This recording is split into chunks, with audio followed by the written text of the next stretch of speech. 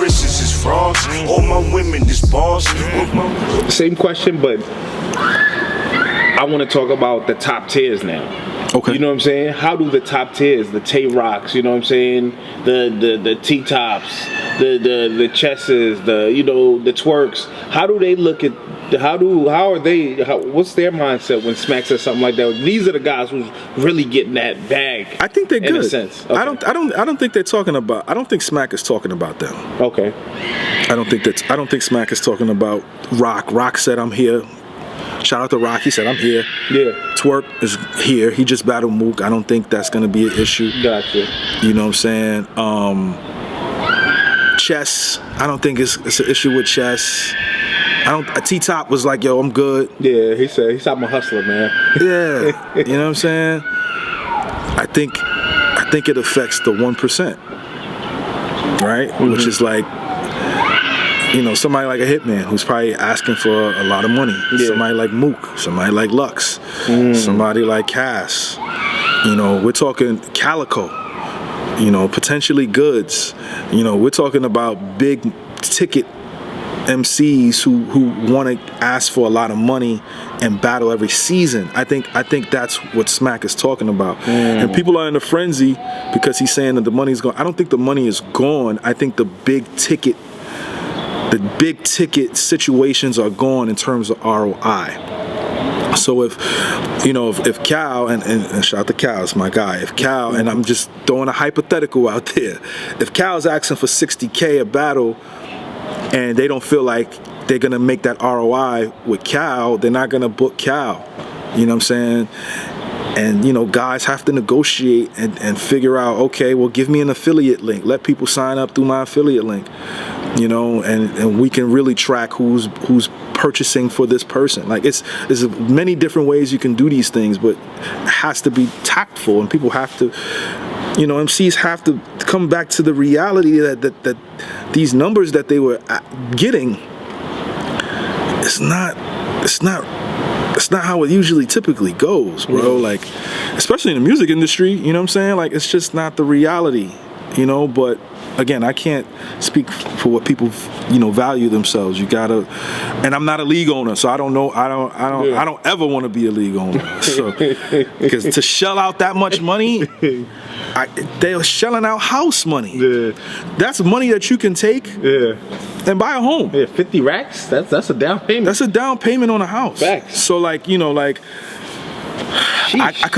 be a league owner. Shout out to anybody who's a league owner that's shelling out that kind of money. Mm-hmm. You guys are a godsend. I seen Organic chime in as far as like, yo, I'm to blame.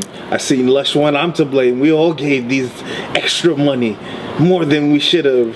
Things like that. I mean, until these guys really break down what an event costs and what they do and how much they've made back. Gotcha. It's all just speculation from our standpoint. We don't know.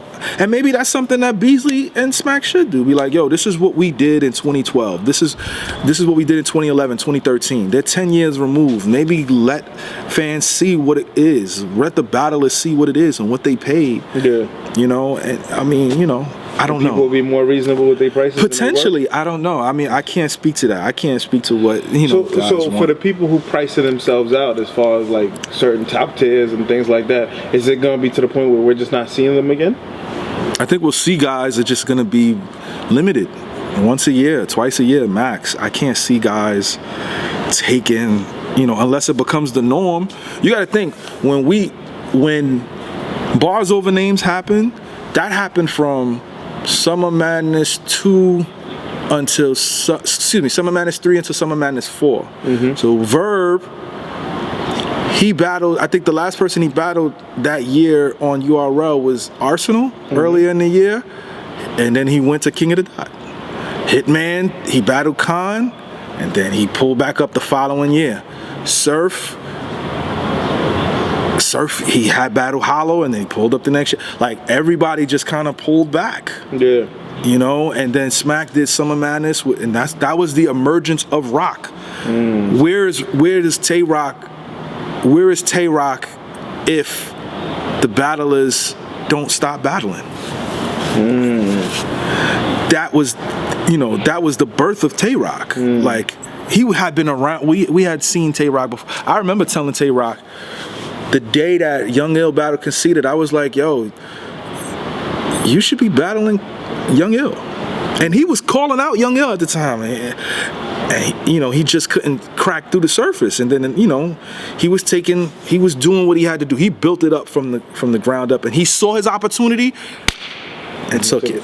And you know what's funny too, when you mentioned those times, I feel like that was also the emergence of the new stars, the Briz, the T-Top, the Mr. Wavies, the Chess, the You Preps, the Saga. Like you started seeing these new stars being birthed.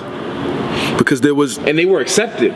Yeah, I mean, because they were marketed properly as well. Like 2014, the PG system, like the BT. That whole thing that they did on BT, UFF. Yes, UFF. Yeah. It was a lot of strategic partnerships that assisted in building up those MCs from the 2013 class didn't really catch wave. They didn't really catch a wave. That was Tay Rock's kind of coming out party.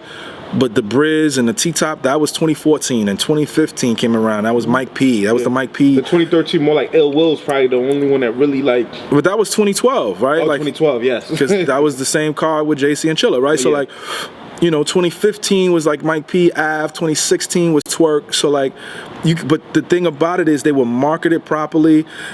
And the PG system really helped them. You know, they did the PGs, and then they did Born Legacies, and then, you know, they grew them. Yeah. You know, even if I didn't like the 2013 class, I did not like the 2013 class. I hated that class.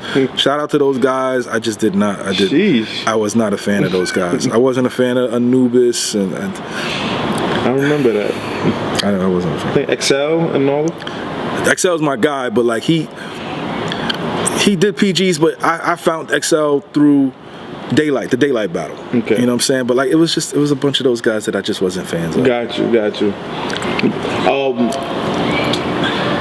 Speaking of that, I know you say you're not too familiar, but does the new URL stars got potential from anything that do you see any potential from anything coming out of who did the 2-on-2 with Rock? Was that Swervo? Yes, Swervo. I like that.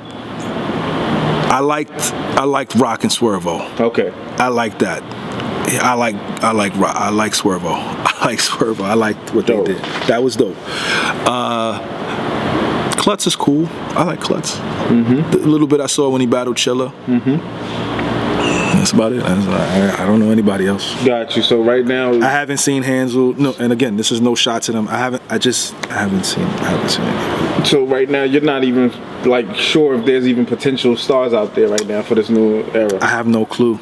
All right, I'm gonna ask this one right here now. How much does I like Elijah Straight. Okay, no, he's fire too. I like Elijah Straight. He's actually about to battle Twerk. Yes. On the Christian League, I believe. I like Elijah Straight. He's dope to me. How much do you think this lawsuit with Norbs affected what's going on right now? There's so much speculation. I really don't know. I have no idea. I talked to Beasley. Me and him have never spoken about the Norbs situation. When I talk to Norbs, I have never called him and just asked him outright what's going on. He might tell me things here and there, but I never, you know, these are two guys that, you know, they were once, you know, friends and brothers. So like I didn't really ever just come out and ask either of them what's going on. So I'm sure it did affect something because they settled. I don't know who paid what. I don't know if Norbs has been paid. Yeah. I haven't talked to him about it. How much you think he got? M's? I don't know. You know, man. This is the battle rap speculation out here. I have no clue. Okay. You know, that's, you know, I don't know. I don't think I would ever ask Norbs either. Like that's never my place, you know. But I do think that he did get something. I think he did get something.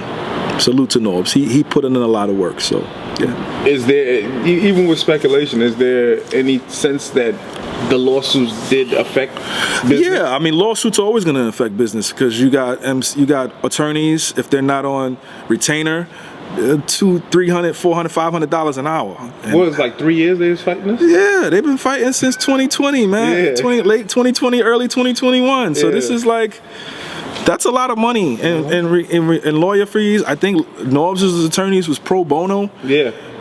So he probably broke them off with something, but like, I know URL either had to pay or Caffeine had to pay. Somebody had to pay. Yeah. And that might have something to do with it. And they tied up in this lawsuit with ARP. You know, ARP money long, so you know.